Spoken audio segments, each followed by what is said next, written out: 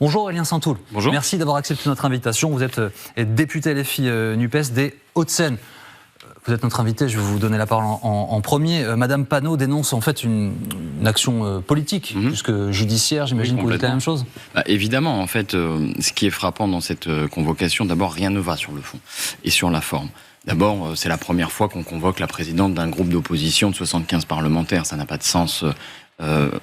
C'est une atteinte vraiment à la liberté et aux droits des parlementaires. Deuxièmement, c'est sur la base d'un communiqué qui n'est pas signé uniquement par Mathilde Panot, mais par 75 députés. Donc à ce compte-là, peut-être qu'il faudrait qu'on se présente à 75 à cette convocation. Deuxième point. Troisième point, c'est qu'évidemment, la question de l'apologie du terrorisme, là, ça n'a aucun fondement. C'est une tentative de bâillonner le débat public, et on le voit bien puisque ça succède à toute une série de décisions qui ont été prises, d'annulation de conférences, de convocation ensuite de Madame Rima Hassan devant la police, et aujourd'hui Mathilde Panot. Donc on est dans une fuite en avant, en réalité liberticide. On est dans un pays où en réalité les libertés publiques et l'état de droit ne sont plus garantis, et pour plein de raisons. J'ai toute une série d'exemples que je peux vous fournir, mais vous avez l'exemple de la dissolution des soulèvements de la terre. Heureusement, le Conseil d'État a cassé cette décision. Vous avez un préfet des Alpes-Maritimes, par exemple, qui pendant 12 semaines d'affilée a interdit des manifestations, et heureusement le juge administratif a cassé systématiquement cette décision.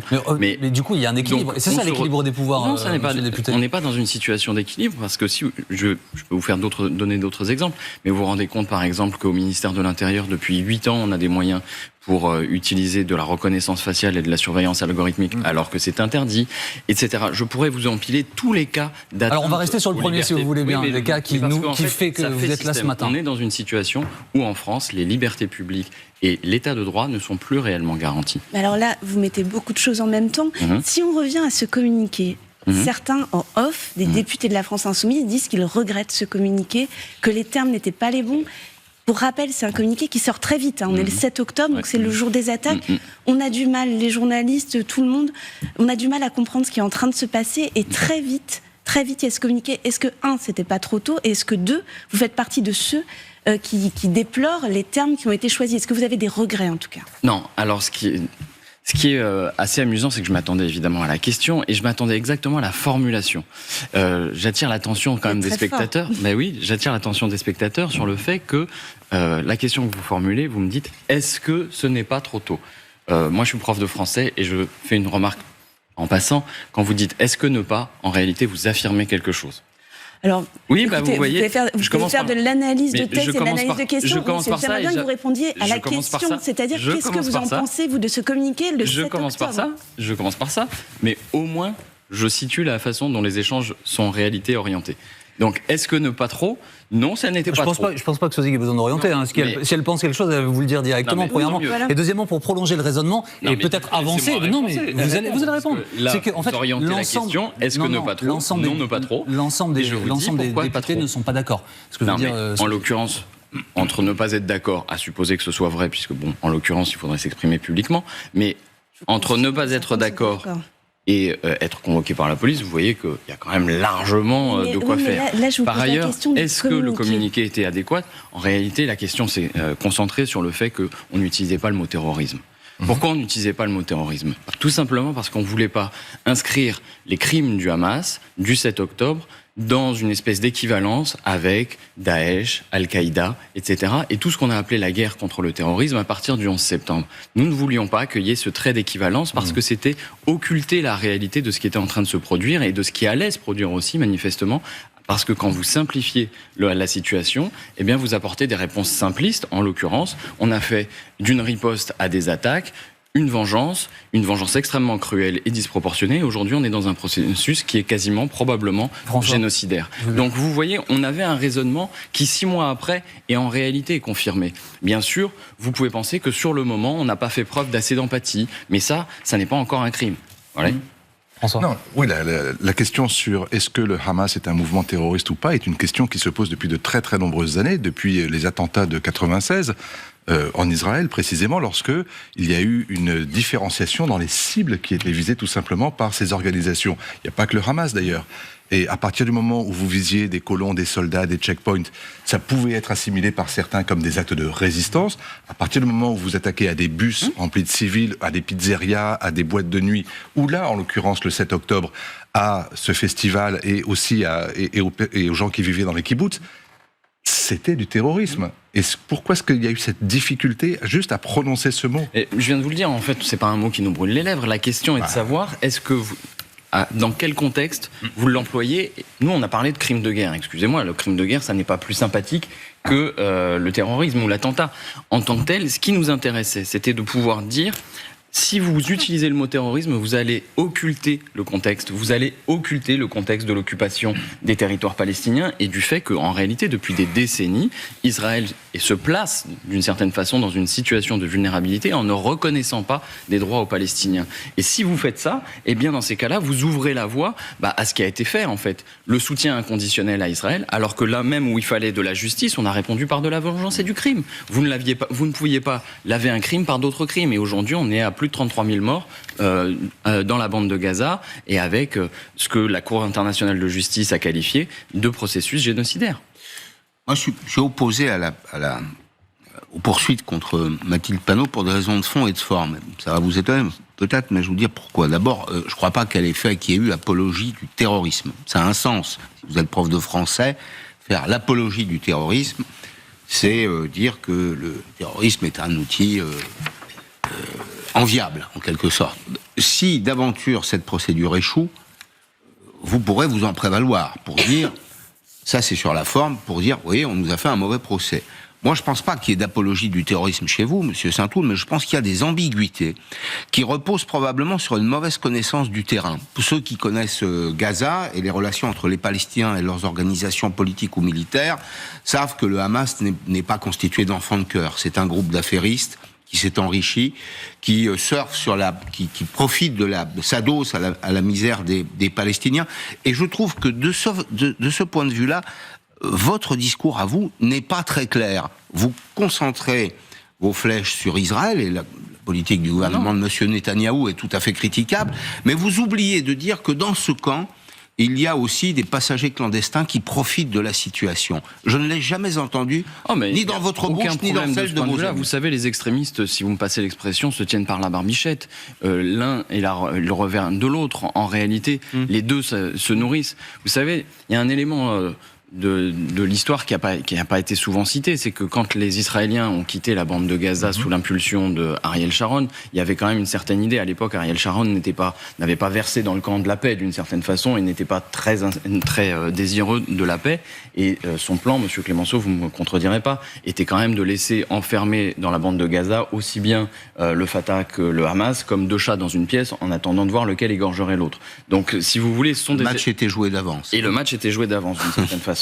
Donc, si vous voulez, moi, je veux bien reprendre les faits en long, en large et en travers. Je crois qu'on convergera, il n'y a pas de problème là-dessus. On lit les bons auteurs, on est au courant, vous inquiétez pas. Moi, je lis Henri Laurence. Il n'y a pas de problème sur le fond. Simplement, il faut savoir quels effets ont nos propos. Moi, je vois qu'en l'occurrence, le fait d'avoir utilisé le mot terrorisme, encore une fois, nous replaçait dans l'idéologie ou le contexte intellectuel de la guerre au terrorisme qui est l'expression de George Bush. Et ça, nous ne le voulions pas parce que ça donnait une espèce de blanc-seing à la réaction. À George Bush, Monsieur Saint-Toul. Et d'une certaine façon, ça donnait un blanc-seing à la réaction extrêmement violente des autorités d'extrême droite. Vous êtes des êtres humains comme nous. Attendez, sortons des postures politiques. Mais précisément, Monsieur Perry, l'enjeu dans cette affaire était de savoir si comment vous réagissez face au terrorisme, j'emploie le mot. Voilà. Une stratégie de terreur face à vous. À quoi sert la terreur ? Elle sert à subjuguer les esprits. Elle sert à fasciner, à sidérer. Produire de la haine, surtout. Et c'est exactement ce qui s'est passé le 7 octobre. Cet effet de sidération, nous avons voulu le surmonter en introduisant une forme de rationalité, de calcul, d'anticipation, d'explication et de complexité. Peut-être qu'on a eu tort parce que précisément on n'aura pas tenu compte de la sidération réelle dans la population. Mais nous, on a fait cet effort de complexification. Alors excusez-moi, je voudrais avancer parce que le temps file. Parce que le vrai sujet, c'est de savoir. Je voudrais revenir justement à ça. Je voudrais revenir à ça pour une raison précise. Pour avoir essayé de faire un effort de rationalisation d'une je voudrais revenir à ça parce que le sujet, alors évidemment, c'est le sujet inflammable par excellence, ce conflit, et depuis 45 ans. Hein. Enfin, voilà. Plus que ça, évidemment, depuis 1947, puis 68, etc. Bon, 67, etc. il est devenu un sujet, semble-t-il, central de votre politique aujourd'hui. Et la question que je pose le plus simplement du monde, c'est pourquoi ? Pourquoi est-ce qu'il n'y a pas de conférence organisée par Jean-Luc Mélenchon sur, je ne sais pas moi, la PAC ? Pourquoi ne va-t-il pas d'université en université pour parler peut-être ou s'exprimer contre les marchés de libre-échange ? Ou pour critiquer le Mercosur ? Mais parce que dans le cadre, je parle d'une campagne européenne. Si vous considérez... Alors d'abord, il se trouve que c'était avant la campagne européenne, à partir du 7 octobre, et après les premiers bombardements, qu'il a été évident qu'il y avait la nécessité d'un sursaut et d'une réaction, parce que c'est notre conscience qui nous le dicte. Effectivement, ce serait très confortable de faire une campagne européenne en ne parlant que d'Europe. Mais le fait est que l'Europe en question, elle a un rôle. Si au niveau européen, on décidait un moratoire ou un embargo sur les livraisons d'armes, eh ben, ça aurait un effet. Figurez-vous que l'Allemagne est le premier fournisseur d'armes d'Israël derrière les États-Unis, donc le deuxième si vous voulez. Très très loin derrière. Ah oui. Bien sûr, mais ça aurait un effet, et donc vous ne pouvez pas dire que tout ça est sans objet. Et puis, je n'ai pas dit que c'était sans objet, parce que vous êtes attaché au mot. Non, mais j'ai pas dit que c'était sans objet. Je vous questionne sur l'opportunité d'en faire un thème central. J'ai compris, je suis en train d'y répondre. Permettez-moi juste d'imaginer qu'en l'occurrence, qu'il y ait un sursaut dans les consciences, eh bien nous considérons que c'est notre rôle. Parce que, excusez-moi de vous le dire, mais il y a quelques jours, on a commémoré le génocide au Rwanda. C'est tout à fait normal et bien. Mais à quoi sert de commémorer si on n'est pas capable de voir ce qui est en train de se produire ? Si vous ne voyez pas le premier génocide du XXIe siècle se produire sous vos yeux, alors que la Cour internationale de justice l'a déclaré... Non, elle a parlé du risque génocidaire. Oui, parce que... Non, mais c'est très important. Oui, vous avez raison. Elle n'a pas qualifié de génocide, elle a enjoint Israël à éviter le risque génocidaire. Bon, laissez-moi finir. Non, mais pardonnez-moi. Mais en l'occurrence, pourquoi la CIJ parle d'un risque plausible de génocide ? Deux fois, en janvier, en mars. Et elle a rajouté des mesures en mars qu'elle attendait d'Israël pour mettre fin au massacre. Alors, d'abord, ça veut dire que la décision de la CIJ, elle repose sur le fait que des crimes de guerre caractérisés ont été documentés pour que, à la fin, la Cour puisse se prononcer sur le caractère plausible du génocide. Parce qu'un génocide, on n'en juge pas pendant, on en jugera nécessairement après. Et c'est la raison pour laquelle la CIJ ne peut pas se permettre de dire que c'est un génocide, mais que c'est plausiblement un génocide. Par ailleurs, Madame Francesca Albanese, qui est la représentante de l'ONU pour les droits des Palestiniens, a écrit un rapport qui s'appelle « Anatomie d'un génocide ». Donc vous pouvez prendre toutes les pincettes que vous voulez. Moi, je n'attendrai pas 15 ans que la CPI éventuellement se prononce sur le sort de tel ou tel auteur de crime là-bas, etc. Aujourd'hui, il se passe quelque chose qui doit interpeller toutes les consciences. Mais qui interpelle ? Écoutez, non, mais la question, c'est la stratégie, c'est le choix que vous avez fait de mettre ce sujet à l'ordre du jour pour qu'on en parle. Parce que sinon... Enfin, pardon, je parle que de nous, parce que moi je parle pas des... Nous n'avons pas attendu la France Insoumise pour le documenter. Mais très bien, mais figurez-vous que quand il a été question de dire que la France livrait des armes, on nous a rayonné. Et puis que quand moi j'ai demandé à Monsieur Le Cornu, en pleine commission de la Défense, si on livrait des armes, il m'a répondu « Oh, c'était pas beaucoup. Et puis vous savez, ça ne peut pas servir à la commission de crime parce que ce ne sont que des armes défensives ou alors parce qu'elles sont relivrées ensuite, elles servent à faire de la réexpédition à des clients d'Israël. Eh bien, en réalité, on se rend compte à la fin des fins que même si c'est du petit matériel, eh bien, il a probablement été utilisé dans le fameux massacre des Farines, là où on a vu que des Palestiniens ont été massacrés au moment où ils essayaient d'avoir accès à l'aide humanitaire. Donc vous voyez, si on n'avait pas fait ce travail, et si on n'avait pas fait ce travail d'interpellation des consciences avec rigueur et persévérance, eh bien, l'état du débat public aujourd'hui serait très différent. Donc, au contraire, je crois qu'on a eu le courage et la force de mettre ce sujet à l'agenda. En stratégie politique, on peut s'interroger. Ça fonctionne pas. Regardez où en est la liste menée par Manon Aubry. Vous avez Raphaël Glucksmann qui est loin de... Oui, mais c'est le choix que vous avez fait pour les élections européennes de parler de ce sujet-là uniquement. Jean-Baptiste le rappelait tout à l'heure. Non, j'ai un rapport réaliste à la politique. D'accord. Alors peut-être que nous allons vous embaucher comme conseillère et comme consultante. Peut-être que c'est ça notre objectif. On serait plus malin et on aurait plus de chances de gagner. Le fait est que peut-être que dans ce cas, le sursaut des consciences n'amènera pas la victoire. Je n'en sais rien. Moi, je fais et nous faisons notre devoir. Nous pensons que nous sommes interpellés comme citoyens, comme conscience humaniste par ce qui est en train de se produire à Gaza.